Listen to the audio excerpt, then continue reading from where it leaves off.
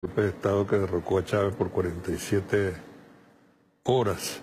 Y esta corte ha sido creada, cuando uno lo ve en acción, por el imperio. El imperio hizo grandes esfuerzos por lograr el apoyo de muchos países. Y hay muchos países que caen en la trampa. Entonces, en la práctica, se ha terminado por convertir en un tribunal para enjuiciar a negros, a latinoamericanos y a yugoslavos. Le recuerdo a la gente que hubo un país llamado Yugoslavia que fue destruido por los Estados Unidos. Era uno de los países no alineado con mayor compromiso con los temas de la justicia social internacional y con el respeto a la soberanía de los pueblos, etcétera, etcétera, etcétera. Y fue destruido a bombazos, como fue destruido en su momento también Libia con la ayuda de Francia y del presidente Sarkozy, por una Francia que no es la Francia con la cual nosotros estábamos acostumbrados a dialogar y a tener las mejores relaciones en otros momentos de la historia, especialmente del siglo XX. También destruyeron a Irak y están destruyendo, tratando de destruir a Siria, que ha resistido heroicamente. Siria es un buen ejemplo para nosotros. Y la Corte Penal Internacional no ha intervenido por esos lados. El magnicidio de Gaddafi, yo no sé si ustedes vieron el momento en que Gaddafi es asesinado. Hay un video de eso y hay otro video monstruoso donde la señora Clinton, sí, al estilo de los viejos emperadores romanos, dijo: vimos y él murió. Lo digo en inglés, él murió. Además acompañado de una risotada macabra. Exacto, entonces decía Vini Vidi Vinci en el latín de la época. Entonces, cuando nos quieren imponer o seducir con un remedio de justicia como es la Corte Penal Internacional, no hay que prestarle más atención que la atención política. Pero en todo caso son trampas que se tienden para ver quién cae. Si usted es negro, es latino o es eslavo, tiene grandes probabilidades. O es afgano, por ejemplo. Bueno, de los 10 procesos que abrió la Corte, 9 han sido contra países africanos. Sí, nadie ha llevado a los Estados Unidos a la Corte Penal Internacional. O a Netanyahu, por ejemplo. Exacto, ni a Israel, ni a Netanyahu, ni... Uribe. A Uribe le sale Corte Penal Internacional. Bueno, le salen muchas cosas. Se intentó en algún momento, incluso la fiscal llegó a visitar Colombia, pero se quedó ahí la cosa. Sí, esos son saludos a la bandera. Ahí demos demasiado poder de fuego, poder financiero y poder narco. Ahora se pronuncia nuevamente la CIDH, otra vez. Es decir, la CIDH pareciera que empezó a existir o se activó del año 99 para acá, contra Venezuela. Sí. Casi todas las semanas en compañía, algunas veces de Almagro, algunas veces de algún gobierno títere latinoamericano, sale y se pronuncia en contra de Venezuela. ¿Tiene alguna diferencia el pronunciamiento que acaba de hacer la CIDH otra vez diciendo que se preocupa por la violación de derechos humanos en Venezuela? Va en la misma dirección. En el caso nuestro, a veces, por ejemplo, les bastaba con recibir algún reporte de la globovisión de sus tiempos más radicales para sacar conclusiones. De eso tuve muchas experiencias, entonces no tenía sentido alegar ni diferenciarse de ellos. Hubo un caso bien interesante, porque la CIDH fue llevada a la OEA por el presidente Correa en la Asamblea General que se celebró en Cochabamba, y él la utilizó para denunciar las violaciones a las normas sobre derechos humanos que cometía la Comisión Interamericana y la Corte Interamericana también, porque son bandas de cómplices con abogados que sustancian los expedientes, educados en los Estados Unidos o mantenidos con dinero de los Estados Unidos. Entonces, donde temerosos abogadillos pues tienen que sustanciar en el sentido hacia el cual los jefes los quieren enrumbar. Se ha convertido Venezuela en una excusa para falsas democracias en países, por ejemplo, como México.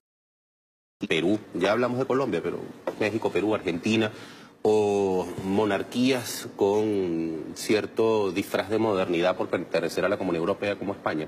Es decir, frente a las malas actuaciones de sus gobiernos, pues hablamos de Venezuela como para esconder los males propios. Porque es asombroso la atención que se le da. Por ejemplo, el caso, pero ahí tenemos culpa nosotros. Nosotros tenemos inmensas fallas en nuestra capacidad de comunicación política y social. No es posible que en este país no se sepa cómo tratan a los ancianos desalojados de sus hogares, de sus habitaciones en España. Damos la noticia y nos quedamos allí.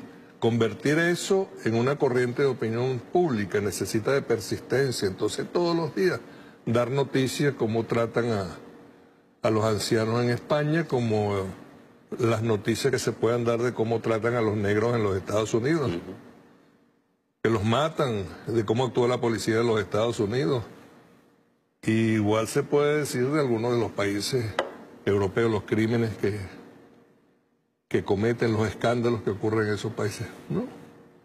A lo máximo damos la noticia un día y se acabó, creemos que ya no es tema. Entonces, con una mentalidad capitalista y hasta con una cultura absurda de rentabilidad del espacio mediático, se pasa a una noticia más picante el día siguiente. Bueno, el hecho de que Europa haya convertido el mar Mediterráneo en el cementerio más grande del planeta, hoy es poco lo que se dice en los medios de comunicación y uno lo entiende de las corporaciones mediáticas, ¿no? Pero lo que allí ocurre a diario es increíblemente triste y asombroso al mismo tiempo. Todos los días muere gente. Es asombroso. Se asesina gente, porque además no muere sola, ¿no? Y cuando los reciben para tener mano de obra barata, como es el caso de Alemania. Recomiendo a la gente ver la estación Deutsche Welle, que es una estación neonazi o criptonazi, para usar la palabra cripto. Cripto significa en griego oculto. Entonces, para que se den cuenta de cómo tratan el caso de Venezuela especialmente, pero en general nos presentan dos imágenes. Las imágenes arias con la presencia de sus presentadores, de sus comentaristas, todos flaquitos, todas flaquitas, bonitas, blanquitas, los entrevistados del mismo color, del mismo fenotipo racial, y entonces cuando toman en cuenta nuestro país se pasan la miseria. El otro día vi a unos compatriotas venezolanos recogiendo excremento del Guaire. En la Deutsche Welle, pongan la atención porque los nazis vuelven. Sí. Se fueron hace 70 años y están de regreso. Y además han ido creciendo, ¿no? Sí. Tanto en Alemania como en Francia.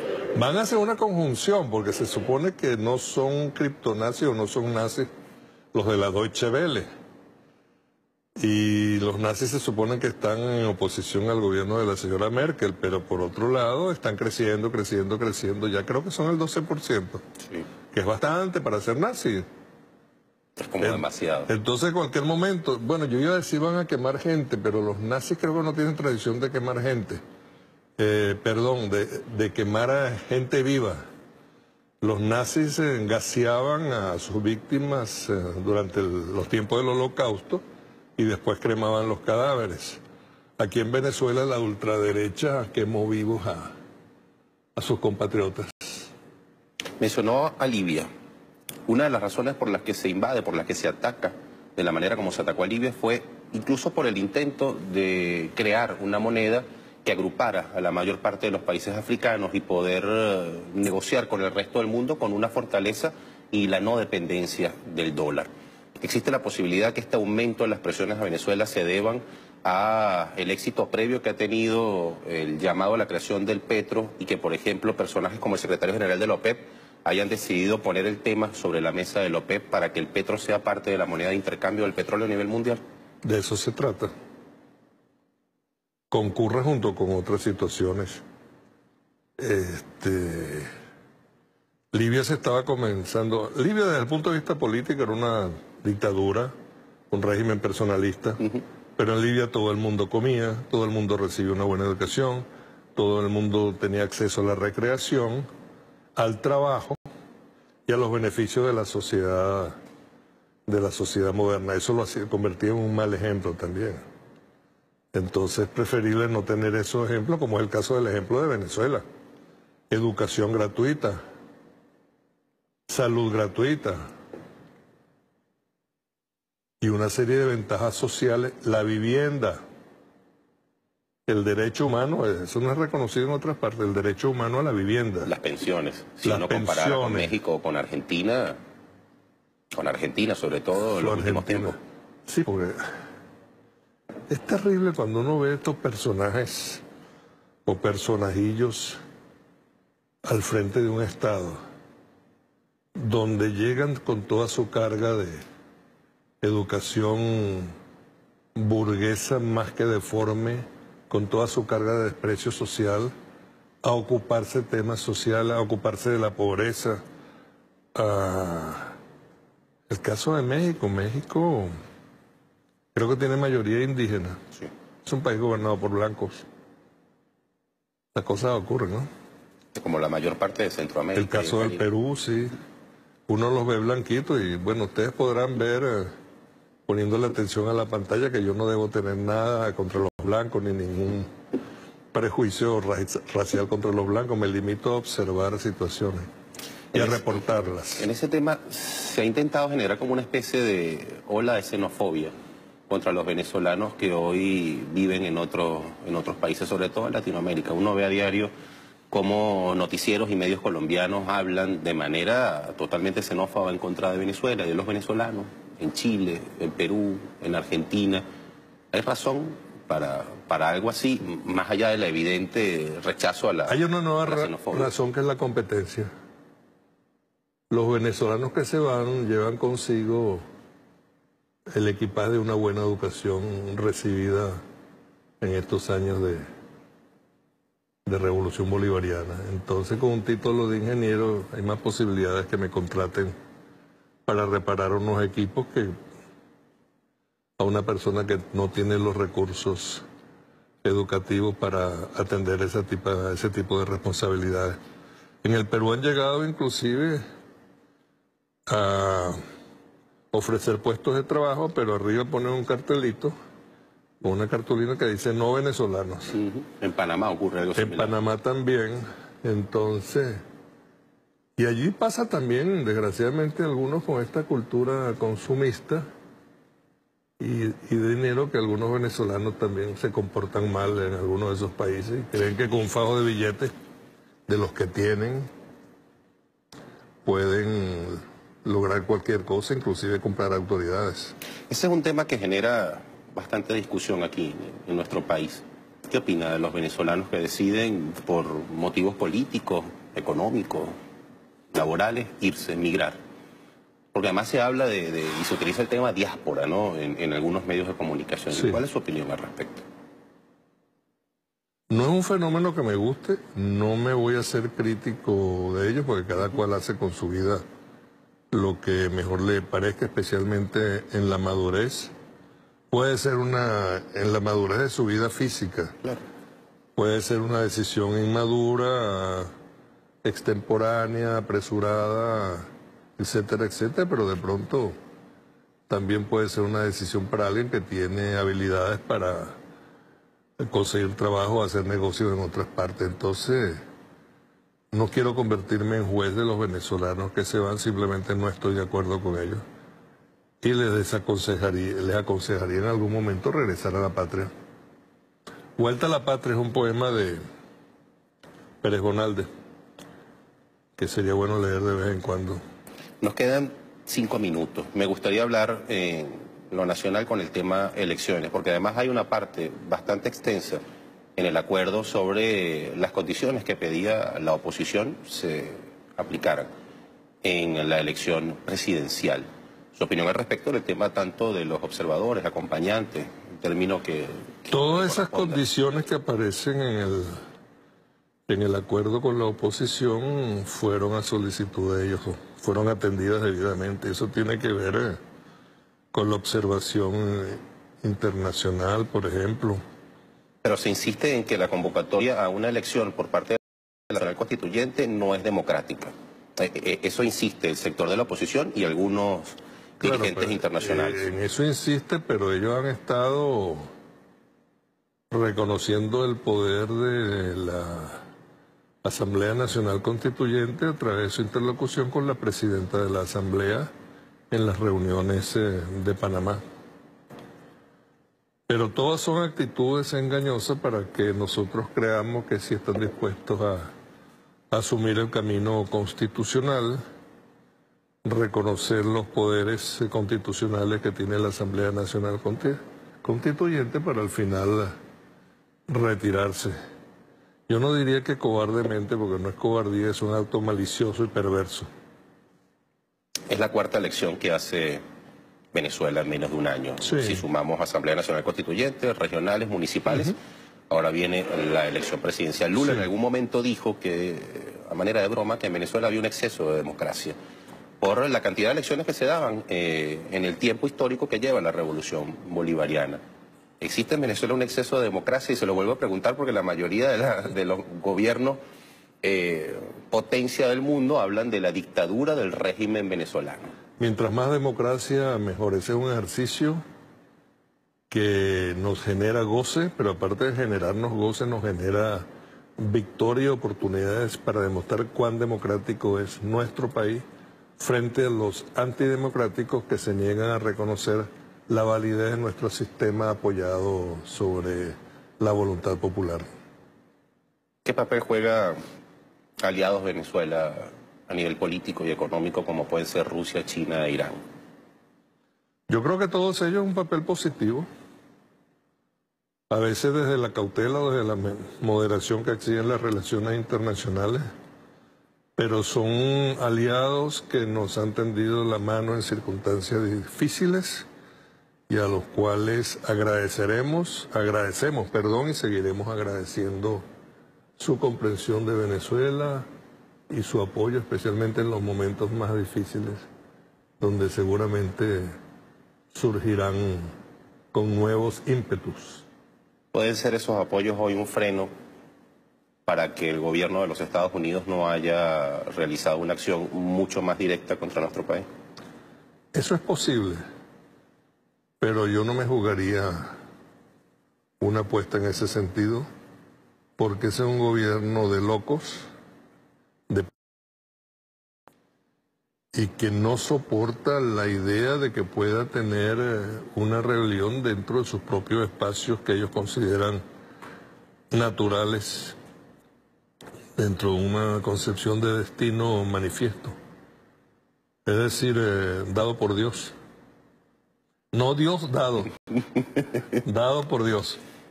Ya para finalizar, me gustaría de su parte un mensaje al pueblo en general. Nosotros decíamos en el editorial que todos estos ataques que se hacen contra Venezuela, tal como usted lo mencionó también en la entrevista, no es contra una fracción que tiene una ideología o un favoritismo por algún partido político. Los ataques se producen contra el pueblo venezolano en general. Y hoy, quizás, sobre todo por lo que se dice por redes sociales y lo que se comenta por medios de comunicación, se genera una especie de alerta en la población venezolana con este tema de las movilizaciones de militares hacia la frontera o los reiterados discursos de ensañamiento evidente de los Estados Unidos y de sus aliados en Latinoamérica en contra de nuestro país. ¿Qué decirle hoy a la población venezolana, entendiendo que pues, todo eso se da en medio, por ejemplo, de una celebración, de una fecha donde la mayor parte de la población está en la playa o está disfrutando con su familia del carnaval? Porque así es nuestra mentalidad. Yo diría que, en primer lugar, que se den cuenta de lo que está pasando. Que no banalicen, que no crea nuestro pueblo que el lobo no viene, porque sí puede venir, que los enemigos son muchos, también tenemos amigos, y que en todo caso tenemos la capacidad, por nuestro poder de fuego y por nuestra capacidad de movilización, de hacer una resistencia muy, muy costosa para la otra parte. Por eso yo le recomiendo a la gente que después de asumir la posición de resistencia, que en eso estamos retardados, no tenemos conciencia de que una guerra puede ser inminente, que tengan conciencia también y que se preparen para que cada esquina sea una trinchera y cada ventana el lugar de un francotirador patriota. De manera que este país esté erizado de fuentes de fuego para castigar al invasor. sea de la oligarquía colombiana, que es lo que yo presumo que puede ocurrir más, o una suerte de coalición, porque quiero recordar algo, esta campaña contra Venezuela es muy parecida a la campaña que se hizo contra Saddam Hussein, incluyendo la imagen de dictador. En el Irak de Saddam Hussein había justicia social, la gente comía, había educación gratuita, etcétera, etcétera, etcétera. Entonces se deformó totalmente la imagen de Saddam Hussein, se le envolvió en otras guerras como la que tuvo con Irán, para desgracia de ambos países, que se empeñaron en una guerra fratricida, y que eso ha ocurrido en otras partes también. Entonces, pero han perdido la guerra también. En Vietnam perdieron la guerra frente a un país con unos cuantos millones de ciudadanos pequeñitos, con varias generaciones de mala alimentación y de mala salud detrás, y sin embargo pudieron derrotar militarmente, no solo políticamente y diplomáticamente, militarmente a las huestes del imperio. Que además lo hicieron en su momento también contra Francia o contra la propia Rusia. Y contra Japón. Sí. Hoy son una de las potencias económicas a nivel mundial. Exactamente. Entonces, ya que esto se utiliza en oportunidades electorales, vamos a decirlo en oportunidades militares también. Sí se puede, sí, pero tenemos que estar conscientes, y por supuesto en ello nos va la vida. Pero nos va la vida a nosotros los que tenemos patria. ¿Qué vamos a hacer sin patria?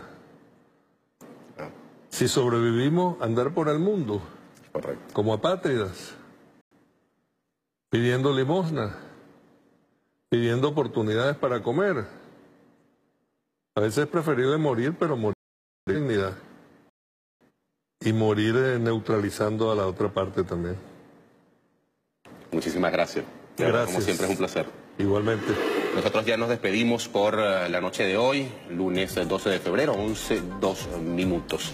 Como siempre, recordándote que Venezuela es un pueblo de paz, de gente alegre, de gente trabajadora, que las minorías, esos que hemos calificado como traficantes de la esperanza, no nos convenzan, de lo contrario. Nos vemos el próximo lunes. Chao, se les quiere.